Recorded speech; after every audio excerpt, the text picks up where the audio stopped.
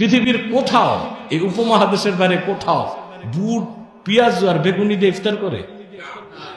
আরে ভাই, তুমি সারাদিন রোজা রাখছো, এরপর তেলের জিনিস তো ক্ষতি করবে। হ্যাঁ, এই যে খালি পেটে এগুলো খায়, পেঁয়াজু বেগুনি এগুলো খায়, আর 12টা পর্যন্ত ঢেকুর দেয়। দরকার নাই? লাইফস্টাইল চেঞ্জ করে, বাটিতে একটু দুধ রাখেন, 3টা খেজুর রাখেন, খান এটা। তারপরে আপনি এশার আগে ভাত খেয়ে ফেলেন, রোজাটা ভেঙ্গে মাগরিব নামাজ পড়েন।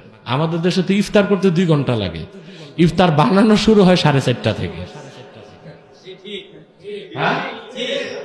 5:30টায় যে এটা লাগে, তারপর সবাই অপেক্ষা করে, তাকায় থাকে, আহা কি দৃষ্টি।